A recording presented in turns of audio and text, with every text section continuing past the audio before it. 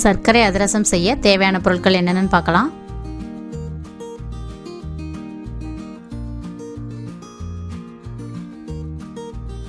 பச்சரிசி 400 கிராம், சர்க்கரை 300 கிராம், நெய் 1 டீஸ்பூன், வெள்ளை எள்ளு 1 டீஸ்பூன், சுக்குப்பொடி 1/2 டீஸ்பூன், 5 ஏலக்காய்.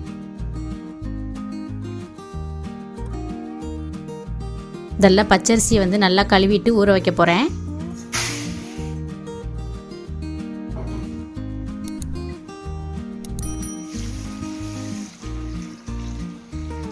நல்லா 2 தடவை கழுவிட்டு 2 மணி நேரம் ஊறட்டும்.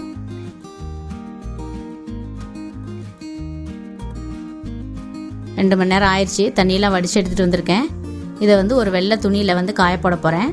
வெயிலில் காயப்படக்கூடாது. நம்ம வீட்டுக்குள்ளேயே ஒரு துணி விரித்து ஃபேன் காற்றுலேயே நம்ம உலர விடணும்.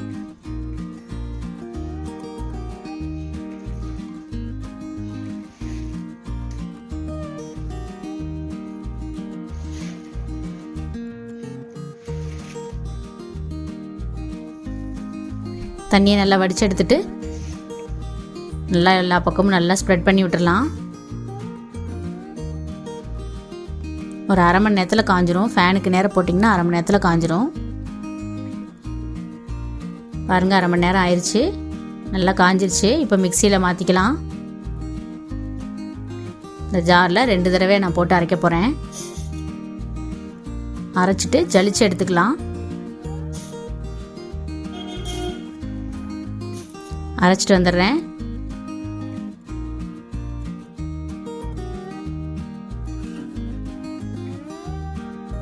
இப்போ அரைச்சிட்டு வந்துட்டேன். நான் இப்போ ஜல்லடையில் நைஸாக இருக்கிற ஜல்லடைக்கு முந்தின ஜல்லடை இருக்கும் பார்த்தீங்களா, அதில் போட்டு சலிச்சிட்ருக்கேன்.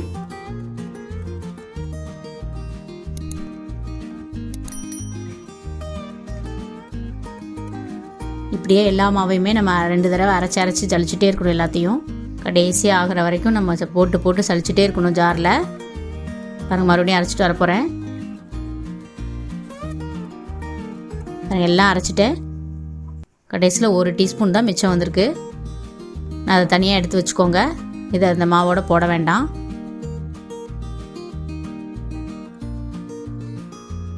இப்போ நம்ம அடுப்பில் பாகு வைக்க போகிறோம். நான் ஒரு பேன் வச்சுருக்கேன். அடுப்பில் சர்க்கரை எடுத்திருக்கேன் 300 கிராம்.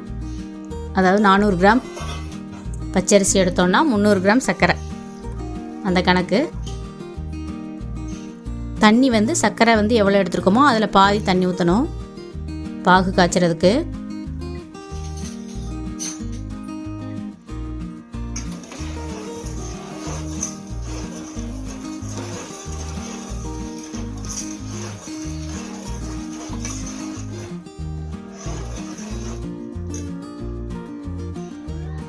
அதுக்குள்ளே நம்ம ஒரு பாத்திரத்தில் தண்ணி எடுத்து வச்சுக்கலாம். பாகு பதம் பார்க்கணும் இல்லையா, அதுக்காக. சர்க்கரை கரைஞ்சி வந்துட்டே இருக்குது, கிண்டிகிட்டே இருக்கணும். அதாவது இதுக்கு உருட்டு பதம் வைக்கணும். ஊற்றி பாருங்கள் தண்ணியில். நம்ம எடுத்தோன்னா அது எடுத்து உருட்டுறதுக்கு அழகாக வரணும். கரைஞ்சி போயிடுச்சுன்னா அந்த பதம் கரெக்டாக இல்லைன்னு அர்த்தம். இன்னும் கொஞ்சம் நேரம் அடுப்பில் வச்சுருக்கலாம்.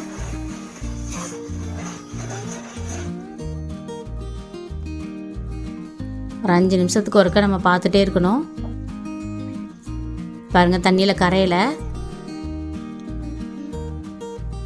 கையில் எடுத்து அழகாக உருட்ட வரும். இப்போ கரெக்டான பதம் வந்துருச்சு. இந்த ஸ்டேஜில் 1 டீஸ்பூன் நெய் சேர்த்துறேன்.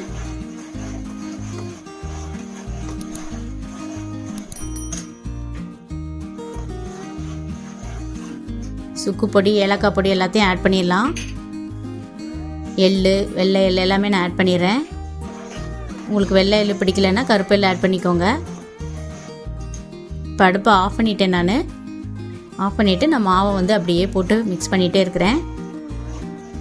கொஞ்சம் கொஞ்சமாக போட்டு கலக்கணும்.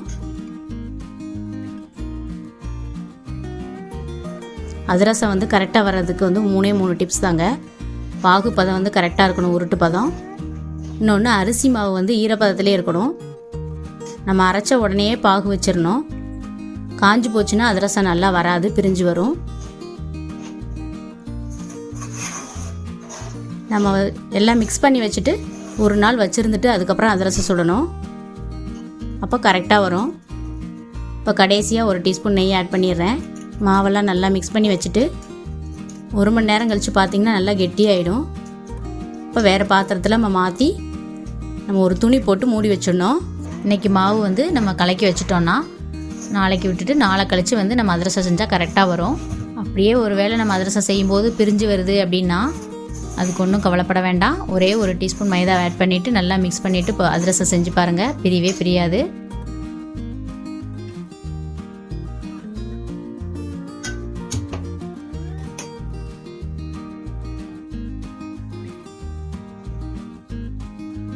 பாருங்கள், மாவு பதத்தை பாருங்கள், கரெக்டாக வந்திருக்கு.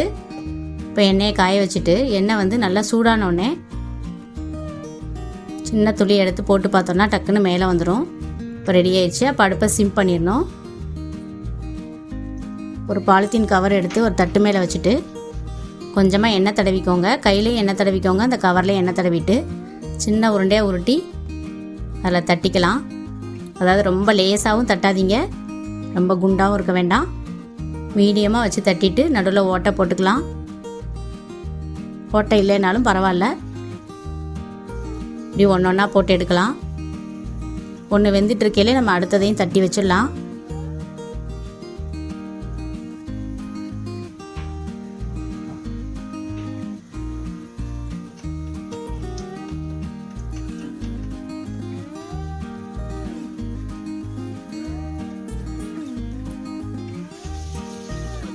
பாருங்கள், பிரியாமல் அதிரசம் நல்லா வந்திருக்கு.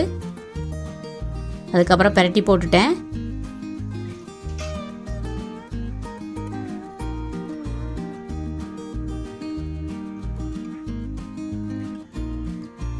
பிரட்டி போட்டு கொஞ்சம் வெந்ததுக்கப்புறமா நம்ம அடுத்ததையும் போட்டுடலாம்.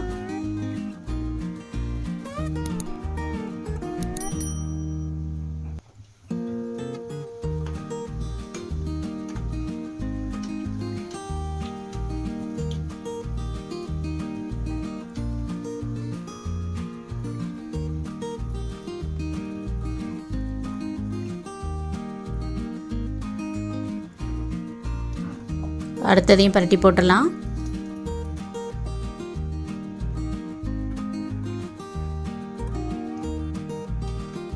இப்போ வெந்துருச்சு. 2 கரண்டி வச்சுட்டு இந்த மாதிரி அமுத்தி எடுத்துட்டிங்கன்னா எண்ணெயெல்லாம் வடிஞ்சிரும். நீங்கள் மண்டவளத்தில் செய்கிற அதிரசம் மாதிரி இது அந்த கலர் வராது, லைட்டாக தான் வந்து ப்ரௌனிஷாக மாறும். ரெண்டுமே ரெடி ஆயிடுச்சு. எண்ணெயை வந்து இந்த 2 கரண்டி வச்சு பிழிஞ்சு எடுத்துட்டேன். இதே மாதிரி எல்லாத்தையும் போட்டு எடுத்துடலாம்.